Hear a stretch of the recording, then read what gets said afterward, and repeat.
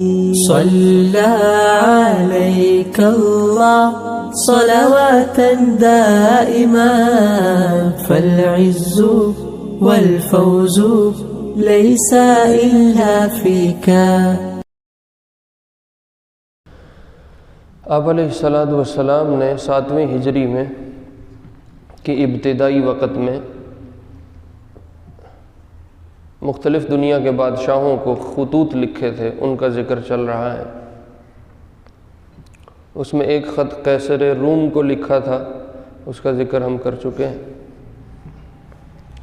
ایک دوسرا خط ہے جو حبش کے بادشاہ کو لکھا تھا۔ جو حبشہ کا بادشاہ تھا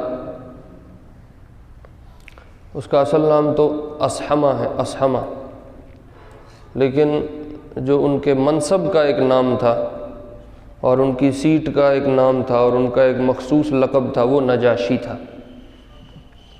جیسے فرعون کئی سارے ہوئے، جیسے قیصر کئی سارے ہوئے، اس طرح نجاشی بھی بہت سارے ہوئے۔ تو یہ جو نجاشی ہے جس کو آپ نے خط لکھا، آپ کے زمانے میں جو موجود تھا اور حبشہ کا بادشاہ تھا، اس کا نام اصحمہ ہے۔ آپ علیہ السلام نے اصحمہ کے نام بھی ایک خط لکھا تھا، اور ایک صحابی ہیں عمرو بن امیہ ضمری رضی اللہ عنہ، ان کو دیا کہ تم لے کے یہ نجاشی کے پاس، شاہ حبشہ کے پاس جاؤ۔ یہ وہی شاہ حبشہ ہے جس کے پاس 5ویں یا 4تھی نبوی میں، نبوت کے 4-5ویں سال بہت سے صحابہ ہجرت کر کے حبشہ گئے تھے۔ مکے والوں سے تنگ ہو کے حبشہ چلے گئے تھے۔ جو پہلی ہجرت جو اسلام کی ہوئی ہے وہ ہجرت حبشہ ہوئی تھی۔ اللہ کی شان ہے، اللہ ایام کو، دنوں کو، زمانے کو پھیرتے رہتے ہیں۔ کبھی کسی پہ بہت عروج کا وقت آتا ہے، کبھی کسی پہ بہت زوال کا وقت آ جاتا ہے۔ اس وقت حبش ایک بہت بڑی پاور تھی۔ یہ جو ہم حبشی کہتے ہیں، یہ اسی حبش سے منسوب ہے۔ یہ رنگوں کے کالے تھے لیکن یہ بہت بڑی پاور میں تھے۔ شاہ حبشہ ایک بڑی چیز ہوتی تھی۔ یہ جتنا آج کل علاقہ ہے سوڈان کا، کافی سارا ایریا اس میں آتا ہے۔ ایریٹیریا ایک ملک ہے، اس کا علاقہ اس میں آتا ہے۔ خود ایتھوپیا کا علاقہ بھی اس میں آتا ہے، جہاں سے حضرت بلال حبشی رضی اللہ عنہ بھی بکتے بکاتے مدینہ پہنچے تھے۔ تو یہ حبش بہت بڑی ایک سلطنت تھی حبش کی۔ ان کا جو بادشاہ ہوتا تھا شاہ حبشہ، اس کو کہتے تھے نجاشی۔ اللہ نے دیکھو دن پھیرے ہیں، اب ایسی بھوک پڑی ہے ان علاقوں میں کہ وہاں آپ کو اگر انسان دیکھو تو آپ کو ترس آتا ہے دیکھ کے۔ اللہ اکبر۔ تو حبشہ کے بادشاہ کی طرف آپ نے خط لکھا۔ عمرو بن امیہ رضی اللہ عنہ یہ خط لے کے شاہ حبشہ کے دربار میں گئے اور خط ان کو شاہ حبشہ کو دیا۔ عموماً عادت یہ تھی کہ جو قاصد آپ کا خط لے کے جاتا تھا صحابہ میں سے، وہ جا کے پہلے خود بات کرتا تھا بادشاہ سے، اور اس کے بعد خط بادشاہ کے حوالے کرتا تھا۔ جتنے گئے ہیں سیرت میں جتنوں کا تذکرہ ملتا ہے تقریباً سب میں یہی ہے۔ اب اس خط کی لمبی تفصیل ہے، وہ ساری تو ہو نہیں سکتی، چونکہ یہ مذہباً عیسائی تھے، تو آپ علیہ السلام نے خط کے خطبے میں تھوڑی سی بات عیسائیت کی بھی کی۔ مثال کے طور پہ احمد الیک اللہ الذی لا الہ غیرہ، پہلے اللہ کی تعریف کی، اللہ کی توحید بیان کی، پھر کہا اشہد ان عیسیٰ کلمۃ اللہ وروحہ القاہا الی مریم وروح منہ۔ یہ اس خطبے میں ملتا ہے کہ میں اس بات کی گواہی دیتا ہوں کہ عیسیٰ اللہ کے بندے ہیں، اللہ کے رسول ہیں، اور اللہ کا کلمہ ہے جو اللہ نے اپنی بندی مریم کی طرف اتارا تھا۔ کلمہ جو ہم کہتے ہیں نا کن، یہ کلمہ کن فرمایا اور فیکون ہو جاتا ہے۔ تو وہ آپ نے فرمایا کہ وہ اللہ کا کلمہ تھے جو اللہ نے عیسیٰ کی طرف، مریم کی طرف اتارے تھے، اور اس سے اللہ نے عیسیٰ کو وجود بخشا ہے۔ یہ اس زمانے میں آپ نے اس لیے اس بات کو کیا اب تو عیسائی یہودی ایک ہو چکے ہیں کیونکہ مقابلے پہ اسلام آ گیا، ورنہ اس زمانے میں عیسائیت اور یہودیت آپس میں ٹکر پہ تھے، ایک دوسرے کے مقابلے پہ تھے۔ اور یہود کا یہ دعویٰ تھا نعوذ باللہ من ذالک، العیاذ باللہ، کہ مریم نے کو بدکاری کی تھی علیہ السلام، اور اس کے نتیجے میں عیسیٰ پیدا ہوئے تھے۔ تو آسان لفظوں میں یوں کہہ لو العیاذ باللہ ثم العیاذ باللہ کہ عیسیٰ علیہ السلام کوئی اولاد الزنا تھے، یہ یہود کا دعویٰ تھا۔ اسلام نے آ کے قرآن میں حضرت مریم کی پاکی کو ثابت کیا اور یہ بتایا کہ جیسے آدم کو بغیر ماں باپ کے پیدا کیا ہے، روٹین سے ہٹ کے ایک وے لیا ہے ہم نے اور ایک انسان کو وجود دیا ہے، اسی طرح ہم نے عیسیٰ کو بھی روٹین سے ہٹ کے، جو عام عادتاً جو راستہ ہے ماں باپ کا، شادی ہوتی ہے، نکاح ہوتا ہے، میاں بیوی ملتے ہیں اور آگے نسل پیدا ہوتی ہے، اس سے ہٹ کے ہم نے عیسیٰ کو پیدا کیا ہے، اور اس کو پیدا کرنے کا طریقہ یہ قرآن میں تفصیل سے اللہ نے سنایا۔ سورہ مریم ہم سب نے سن رکھی ہے، اور خود عیسیٰ نے گود میں کتنا اعلان کیا، انی عبد اللہ آتانی الکتاب وجعلنی نبیہ، کہ میں اللہ کا بندہ ہوں، اللہ نے مجھے کتاب بھی دی ہے، اللہ نے مجھے نبی بھی بنایا۔ تو یہودیت کے اس دعوے کو توڑنے کے لیے، اور ضد میں چونکہ عیسائیت تھی تو عیسائیت کو اپنی طرف مائل کرنے کے لیے آپ نے اپنے خط میں یہ عبارت ڈالی، اشہد ان عیسیٰ عبد اللہ ورسولہ القاہا الی مریم وروح منہ۔ اللہ اکبر۔ تو جو عمر بن امیہ گئے تھے، انہوں نے بھی جا کے اسلام نے حضرت عیسیٰ کو جیسے ڈیفینڈ کیا ہے، جیسے اسلام نے ان کا دفاع کیا ہے، اور جیسے اسلام نے ان کی صفائی اور ان کی ماں کی پاکی کو بیان کیا ہے، انہوں نے بھی جا کے جو خطبہ دیا یا بادشاہ سے جو بات کی، اس گفتگو میں بھی حضرت عیسیٰ کے متعلق یہ ساری باتیں دہرائیں، اور پھر آپ کا خط ان کے حوالے کیا۔ نجاشی نے اس خط کا استقبال بڑا خوبصورت کیا، وہ اپنے تخت سے نیچے اترا۔ عموماً بادشاہوں کے دربار میں تخت اوپر ہوتا تھا، کافی اونچی جگہ پہ جہاں وہ بیٹھتے تھے، اور مجلس نیچے لگتی تھی۔ وہ اپنے تخت سے نیچے اترا اور آپ علیہ السلام کے خط کو پکڑ کے اپنے سر پہ رکھا، اور پھر بوسہ دیا، اور پھر جواب لکھوایا۔ اور جواب لکھوانے سے پہلے بھری مجلس میں اعلان کیا، اشہد ان لا الہ الا اللہ وان محمدا عبدہ ورسولہ، اپنے اسلام کا اعلان کیا، اور پھر خط کا جواب لکھوایا۔ اور خط کا جواب لکھوانے میں بھی اس نے اس بات کو کوٹ کیا کہ میں اپنے بیٹے کو بھیج رہا ہوں آپ کی طرف، وہ یہ خط لے کے آئے گا، اگر آپ کا ہلکا سا اشارہ ہو تو میں خود بھی آپ کے قدموں میں حاضری کے لیے تیار ہوں۔ اور اپنے بیٹے کو وہ جواب لکھوا کے 50-60 افراد اس کے ساتھ کیے، اور ایک کشتی میں ان کو سوار کروایا اور ان کو مدینہ روانہ کیا۔ اللہ کی شان، وہ بیٹا سمیت اپنے باقی ساتھیوں کے اس کشتی میں سوار تھا، وہ دریا میں یا سمندر میں سفر کرتے ہوئے کشتی غرق ہو گئی، اور وہ بیٹا اسی میں اللہ کو پیارا ہو گیا، اور یہ آپ کو اس کا جواب نہیں مل سکا۔ 9 ہجری کی بات ہے، ویسے تو ہم ابھی سیرت میں 7 ہجری چلا رہے ہیں، 9 ہجری میں اس نجاشی کا پھر انتقال ہوا۔ تو آپ علیہ السلام مدینہ میں تھے، آپ کو وحی کے ذریعے اطلاع ہوئی کہ نجاشی کا انتقال ہو گیا۔ چونکہ یہ مسلمان تھے تو آپ علیہ السلام نے صحابہ کو جمع فرمایا، اور مسجد نبوی سے باہر عیدگاہ کی ایک جگہ تھی مدینہ میں، عیدگاہ الگ ہوتی ہے آبادی سے جہاں جا کے عید کی نماز ادا کی جاتی۔ اگر آپ حضرات وہاں گئے ہیں تو مدینہ میں کوئی 3-4 نمبر جو گیٹ ہے اس کے باہر نکلو نا، جس طرف کھجور والی منڈی ہے تو اس طرف میں 2 مسجدیں ہیں، ایک مسجد غمامہ ہے اور ایک مسجد ابی بکر ہے رضی اللہ عنہ۔ جہاں یہ مسجد غمامہ ہے اس کے پاس عیدگاہ ہوا کرتی تھی، جہاں آپ عید کی نماز پڑھاتے تھے سارے مدینہ کی آبادی کو باہر لا کے۔ تو یہاں آپ نے باہر سب کو نکال کے نجاشی کی غائبانہ نماز جنازہ ادا فرمائی۔ تو اس غائبانہ نماز جنازہ کو سامنے رکھتے ہوئے بہت سارے علماء نے یہ مسلک اختیار کیا کہ غائبانہ نماز جنازہ ہو سکتی ہے چونکہ آپ نے نجاشی کی پڑھائی تھی، لیکن بہت سارے ائمہ کی صحابہ کی رائے یہ ہے کہ غائبانہ نماز جنازہ صرف نجاشی کے لیے پڑھائی گئی ہے اور یہ ان کے ساتھ خاص ہے اور ان کی خصوصیت ہے یا ان کی ایک خاص فضیلت ہے۔ اس کے علاوہ بہت سے صحابہ چونکہ آپ کی زندگی میں مختلف جگہوں پہ شہید ہوئے، آپ نے کسی کا نماز جنازہ غائبانہ طور پہ نہیں پڑھایا، اس لیے ان حضرات کا یہ ماننا ہے کہ یہ صرف نجاشی کی فضیلت تھی، باقی حضرات نے چونکہ غائبانہ نماز جنازہ نہ پڑھی ہے نہ ان پہ پڑھی گئی ہے، اس لیے غائبانہ نماز جنازہ نہیں ہوتی۔ تو یہ دو طرح کی آراء علماء میں اور فقہ میں پائی جاتی ہیں۔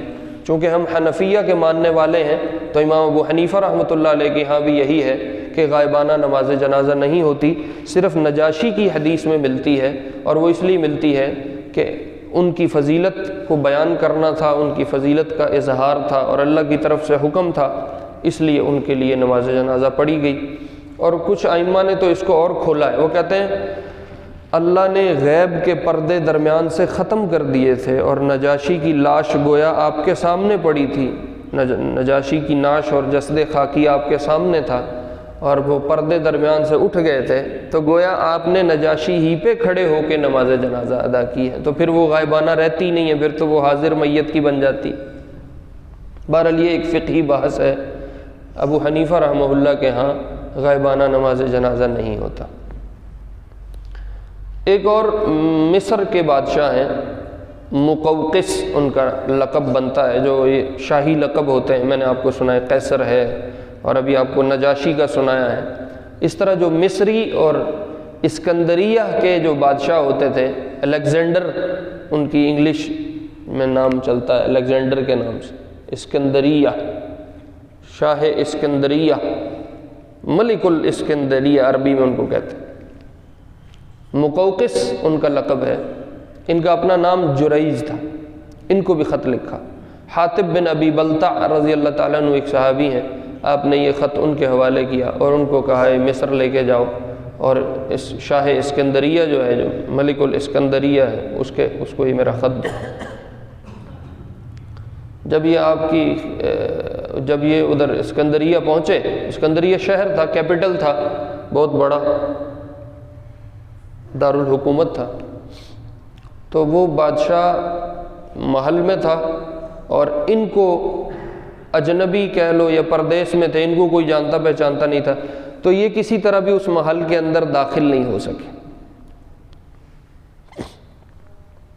تو بادشاہ کا وہ جو محل تھا وہ دریا کے کنارے تھا، انہوں نے دریا کے کنارے جس طرف کو وہ اس کی کھڑکی کھلتی تھی اس طرف سے رخ کیا اور ایسے وقت کو تلاش کیا جس وقت میں بادشاہ اس کھڑکی پہ آتا تھا، اور پھر جب وہ بادشاہ کھڑکی پہ آیا تو میں آپ کو مختصر سنا رہا ہوں تاکہ آگے جا سکیں۔ جب وہ بادشاہ کھڑکی پہ آیا تو حاطب بن ابی بلتع رضی اللہ تعالیٰ عنہ نے نیچے سے وہ خط یوں لہرایا کہ یہ میرے پاس تیرا ایک خط ہے، یہ لے لے میرے سے۔ تو بادشاہ نے ان کو طلب کر لیا، تو یوں یہ بادشاہ کے محل میں پہنچ گئے اور جا کے خط دینے سے پہلے بادشاہ سے ایک گفتگو کی۔ وہ گفتگو بھی سیرت میں ملتی ہے، اب میں اس کی تفصیل میں نہیں جاتا۔ بادشاہ نے وہ سارا خط لے لیا اور لے کے ان کو اپنے مہمان خانے میں ٹھہرایا اور کافی دن تک یہ وہاں ٹھہرے رہے۔ پھر ایک دن اپنے سارے بڑے بڑے جتنے وزراء تھے، امراء تھے، علماء تھے، ان سب کو اپنے دربار میں اکٹھا کیا اور پھر حاطب بن ابی بلتع کو طلب کیا۔ تو حاطب بن ابی بلتع رضی اللہ عنہ گئے تو بادشاہ نے کہا میں تیرے سے تھوڑی گفتگو کرنا چاہتا ہوں، مجھے صحیح صحیح جواب دینا۔ انہوں نے کہا بالکل صحیح صحیح جواب دوں۔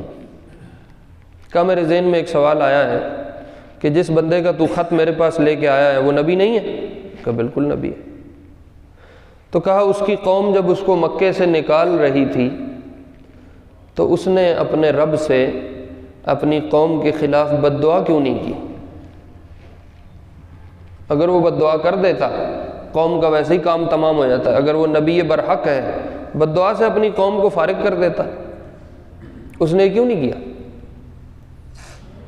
تو حاطب بن ابی بلتع بڑے تیز تھے, بہت مضبوط عقل اللہ نے دی تھی.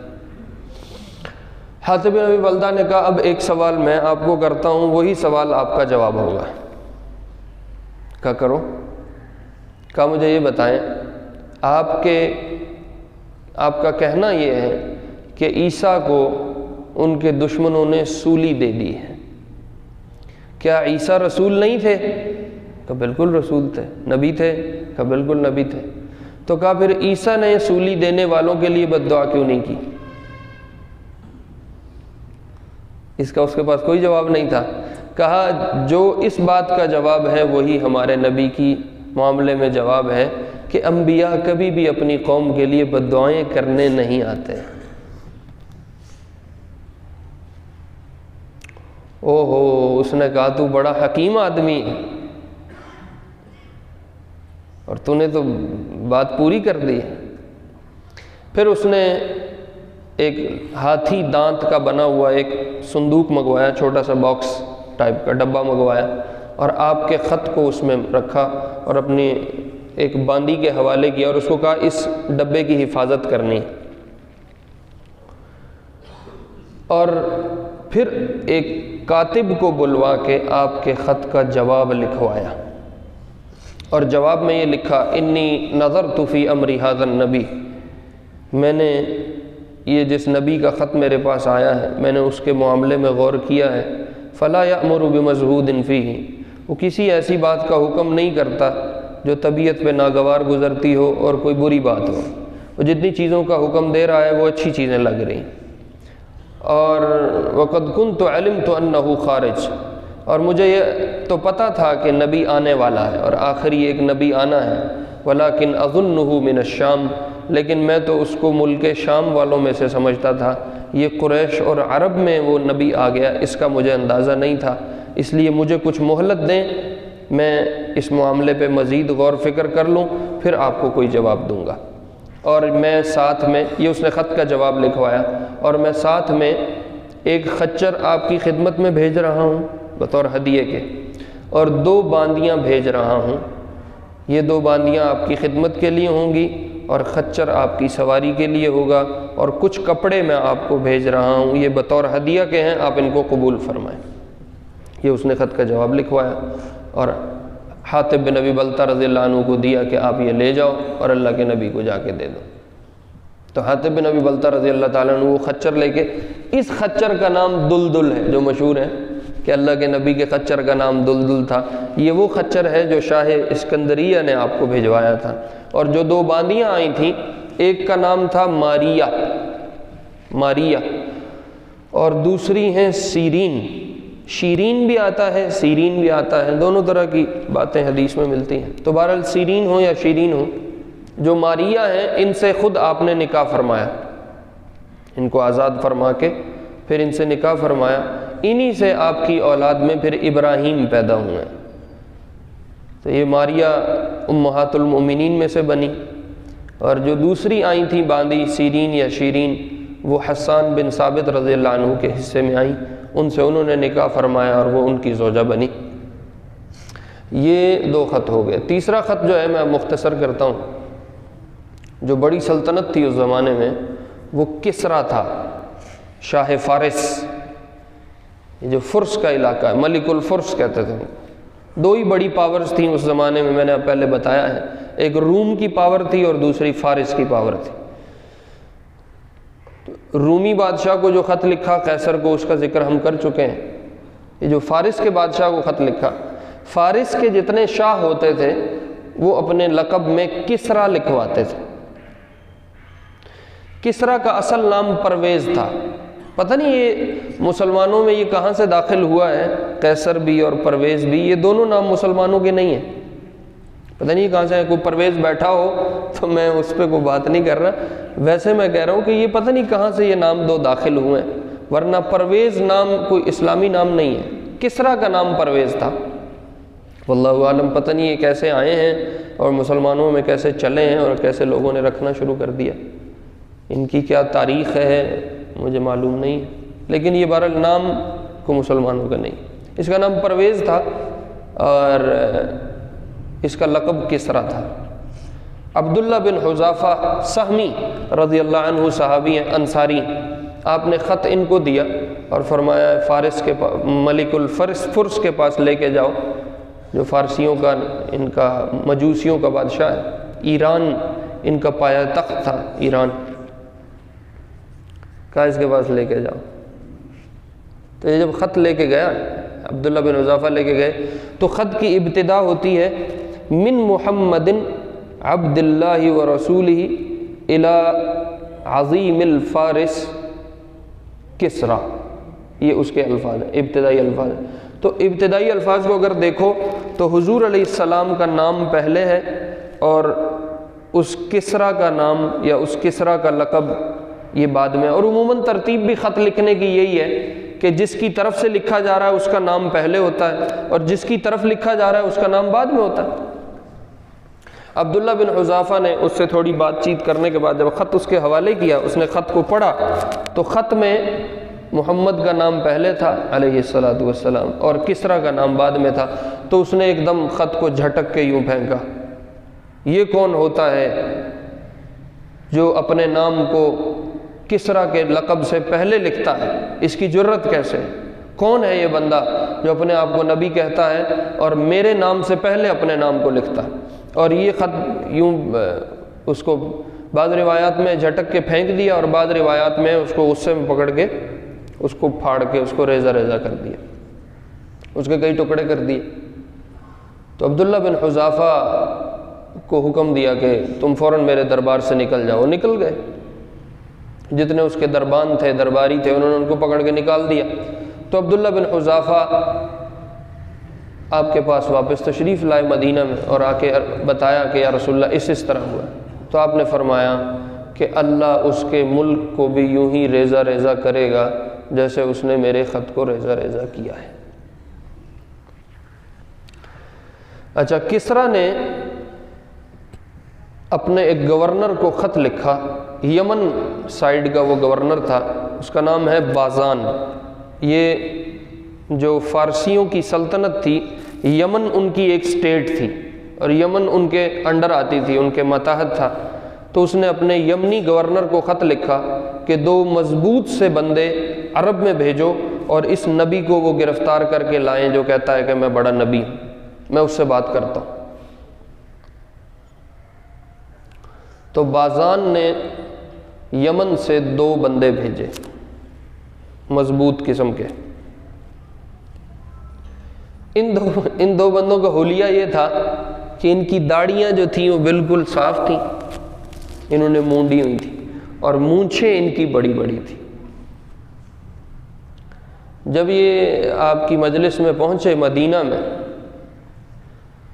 تو ان کے حلیے کو دیکھ کے آپ نے بہت کراہت کا اظہار فرمایا۔ فَكَرِهَ النَّظَرَ إِلَيْهِمَا، حدیث کے الفاظ كَرِهَ النَّظَرَ إِلَيْهِمَا، آپ نے وَأَشَاحَ الْوَجْهَ، اور آپ نے اپنے چہرے کو یوں پھیر لیا، یہ کس حلیے کے لوگ میرے پاس آئے ہیں؟ تو انہوں نے آ کے بات کی کہ ہم یمن کے گورنر کی طرف سے آئے ہیں اور ہمارے شاہ کسریٰ نے ہمیں بھجوایا ہے، ہم آپ کو اس کی خدمت میں لے کے جانا چاہتے ہیں، آپ اپنی تیاری کریں، ہم آپ کو لینے آئیں۔ تو آپ نے فرمایا وَيْلَكُمَا مَنْ أَمَرَكُمَا بِهَذَا، وہ گرفتاری والا اور وہ سارا قصہ ایک سائیڈ میں کر کے آپ نے فرمایا تمہارا ستیہ ناس ہو، یہ تمہاری شکل یہ کس نے بنائی ہے کہ تمہاری داڑیاں منڈی ہوئی ہیں اور تمہاری مونچھیں بڑی بڑی ہیں، یہ شکل یہ چہرہ بنانے کو کس نے تمہیں کہا ہے؟ تو انہوں نے کہا امرنا ربنا بہذا، جو ہمارا رب اور ہمارا بادشاہ ہے اس نے ہمیں یہ حکم دیا ہے کہ ہم اپنے چہروں کو اس طرح بنا کے رکھیں۔ غلام جو ہوتے تھے وہ اس شکل میں ہوتے تھے کہ ان کی داڑیاں صاف ہوتی تھیں اور مونچھیں بڑی بڑی ہوتی تھیں، اور جو سردار لوگ ہوتے تھے اس زمانے میں ان کی داڑیاں بڑی ہوتی تھیں اور مونچھیں کم ہوتی تھیں۔ یہ حلیہ تھا سرداروں کا اور غلاموں کا، جس سے فرق پتہ چلتا تھا۔ تو انہوں نے کہا ہمارے رب نے، ہمارے مالک نے، ہمارے بادشاہ نے ہمیں حکم دیا ہے، اس لیے ہم نے اپنی داڑیاں مونڈ رکھی ہیں اور اپنی مونچھیں بڑھا رکھی ہیں۔ تو آپ علیہ السلام نے ارشاد فرمایا وَلَكِنْ أَمَرَنِي رَبِّي، لیکن میرے رب نے مجھے حکم دیا ہے بِإِعْفَاءِ اللُّحَى وَإِحْفَاءِ الشَّوَارِبِ، کہ میں اپنی داڑھی کو بڑھاؤں اور اپنی مونچھوں کو کٹواؤں اور صاف کرواؤں۔ اور پھر آپ نے فرمایا اعفوا اللحى واحفوا الشوارب، اپنی داڑھیوں کو بڑھاؤ، اپنی مونچھوں کو کٹواؤ، وخالف اليہود والنصارى، اور یہ جتنے مسلمانوں کے علاوہ مذہب ہیں ان سب کی مخالفت کرو۔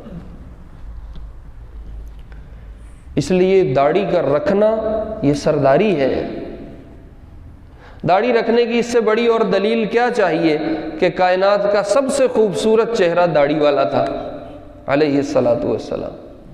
اگر خوبصورتی داڑھی کے علاوہ میں ہوتی تو آپ کو داڑھی نہ رکھوائی جاتی اور آپ داڑھی نہ رکھتے۔ اور صرف آپ کی سنت نہیں، تمام نبیوں کی یہ سنت ہے، 1,24,000 انبیاء سب کی سنت ہے داڑھی کو رکھنا اور مونچھیں کٹوانا۔ یہ بخاری میں روایات موجود ہیں اس پہ۔ وہ جی ہم بڑے گناہ گار ہیں، جی اسی اندروں ہے جو بڑے گندے ہیں، جب ہم گناہ چھوڑ دیں گے پھر ہم داڑھی رکھ لیں گے۔ ارے خدا کے بندو، مجھے بتاؤ اس کائنات میں نبی کے علاوہ کون ہے جو گناہ گار نہیں ہے؟ انبیاء کے علاوہ سب گناہ گار ہیں۔ کوئی ہے جو کہے میں گناہوں سے پاک صاف ہوں؟ کوئی حاجی ہو گیا تو وہ اب گناہوں سے پاک صاف ہو گیا، کوئی عالم بن گیا، مولوی ہو گیا، مفتی ہو گیا تو وہ گناہوں سے پاک صاف ہو گیا، چلے 4 مہینے لگ گئے تو گناہوں سے پاک صاف ہو گئے؟ نہیں، ساری عمر گناہ بھی کرنے ہیں، توبہ بھی کرنی ہے۔ انسان تو چلتا ہی یوں ہے، خطا کا پتلا ہے، 100 گناہ کرے گا، 100 دفعہ کہے گا یا اللہ میری توبہ، اور اللہ معاف کرتے جائیں گے۔ تو یہ کوئی دلیل نہیں ہے کہ جی ہم گناہ گار ہیں اس لیے ہم داڑھی نہیں رکھتے۔ دیکھو میرے عزیزو، داڑھی نہ رکھنا ایک گناہ ہے اور دوسرے گناہ کرنا الگ گناہ ہے۔ جھوٹ بولنا گناہ ہے، جھوٹی قسم کھانا گناہ ہے، اور 2 نمبری کام کرنا گناہ ہے۔ تو ایک آدمی کہتا ہے چونکہ میں گناہ کرتا ہوں اس لیے میں داڑھی نہیں رکھتا، یہ مطلب یہ بنتا ہے میں یہ بھی گناہ کرتا ہوں اور میں ڈبل دوسرا گناہ یہ بھی ساتھ کر رہا ہوں۔ اور یہ ایسا گناہ ہے کہ آپ نماز میں بھی کھڑے ہو تو گناہ ساتھ ساتھ لکھا جا رہا ہے۔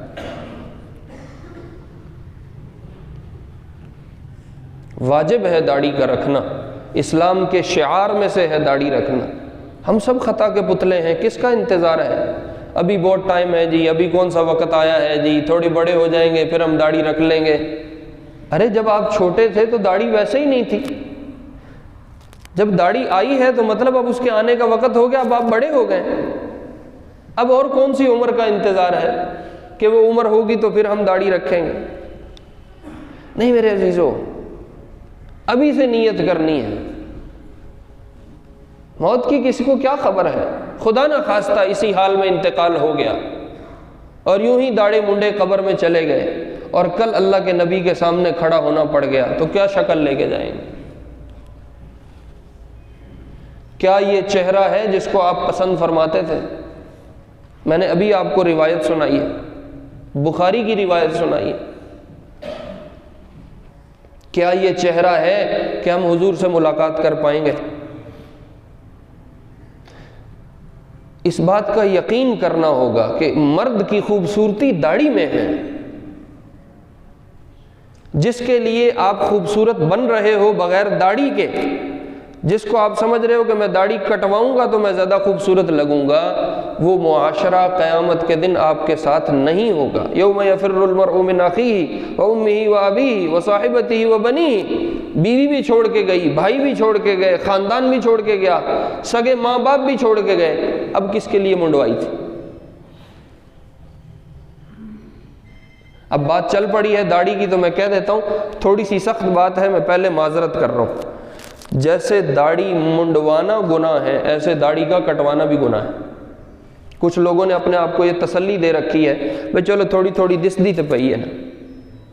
آپ کسی صحیح عالم سے فتویٰ لے لیں جو صحیح عالم ہو اور واقعتاً وہ فقہ کا اور شریعت کا اور سارے اصولوں کا پابند ہو، آپ اس سے فتویٰ لے لیں جیسے داڑھی منڈوانا گناہ ہے ایسے داڑھی کٹوانا بھی گناہ ہے. تو جس نے رکھنی ہے ہمت کر کے وہ پوری رکھے، جس نے نہیں رکھنی تو پھر چلو اس کی مرضی، اس کو ہم کیا کہہ سکتے ہیں، ہم تو سمجھا سکتے ہیں.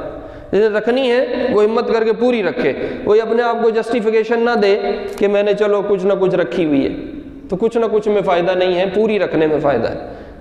اس سے بڑی کیا بات ہے، آپ نے فرمایا مجھے میرے رب نے بڑھانے کا حکم دیا ہے، کٹوانے کا حکم تو نہیں دیا، نہ منڈوانے کا دیا نہ کٹوانے کا دیا، بڑھانے کا حکم دیا. تو اپنی داڑھیوں کو بڑھانا، اپنے چہرے کو سنت کے مطابق کرنا، اپنی حیت حلیے کو سنت پہ لے کے آنا. مولانا طارق جمیل صاحب ہمارے استاد ہیں، وہ کہا کرتے ہیں نقل مار لو. لوگ نقل مار کے پاس ہو جاتے ہیں، تو نبی علیہ السلام کی شکل کی ایک نقل ہے، اگر ہم وہ نقل ہی پیش کر دیں ممکن اللہ ہمیں اسی پہ پاس کر دے. امرنی ربی باعفاء اللحى واعفاء الشوارب، مجھے میرے رب نے داڑھی کے بڑھانے کا اور مونچھیں صاف کروانے کا حکم دیا ہے. اللہ رب العزت ہمیں اپنا دین سیکھ کے اس پہ عمل کی توفیق نصیب فرمائے. سنت اللہ